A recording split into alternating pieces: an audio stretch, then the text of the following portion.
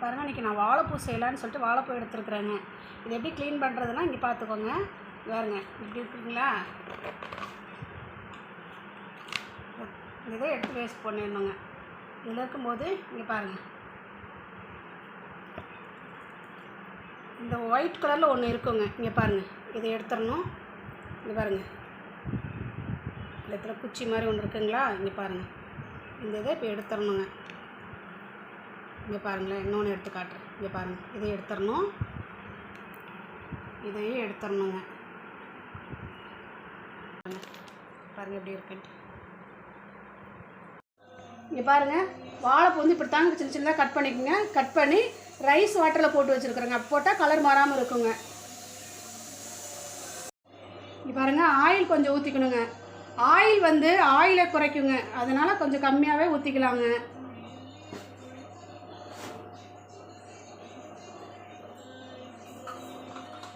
Oil ஊற்றிட்டு கொஞ்சம் கடுகு போட்டுக்கலாங்க.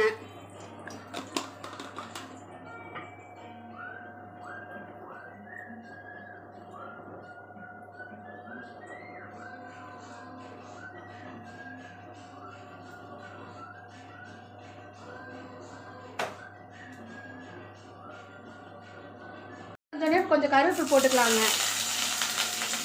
கொஞ்சம் காஞ்ச மிளகாய் போட்டுக்கலாங்க. காஞ்ச மிளகாய் போட்டு கொஞ்சம் நல்லா காஞ்ச மிளகாய் வந்து இங்கே பாருங்கள்,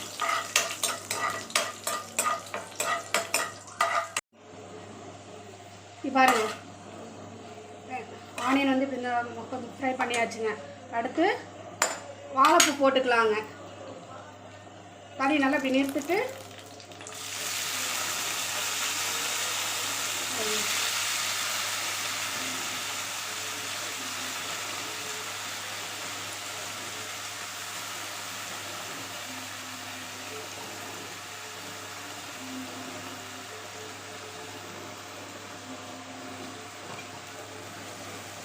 வாழைப்பூ நல்லா இது பண்ணி வச்சுட்டுங்க.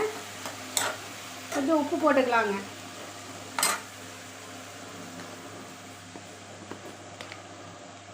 உப்பு பாருங்கள், உப்பு போட்டுக்கலாம்.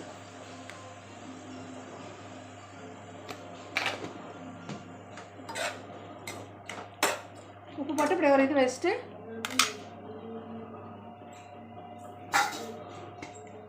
மூடி வச்சிடலாங்க. எப்படி இங்கே பாருங்கள், நம்ம வாழைப்பூ வந்து இப்படி ரெடி ஆயிடுச்சுங்க. இது கொஞ்சம் ரெடி ஆனதுக்கப்புறம் கொஞ்சம் தேங்காய் பூ சேர்த்திக்கலாங்க. தேங்காய்க்கு பதிலாக முட்டை கூட சேர்த்திக்கலாங்க. இங்கே பாருங்கள், இது வந்து இரத்த சோகைக்கு ரொம்ப நல்லதுங்க வாழைப்பூவு.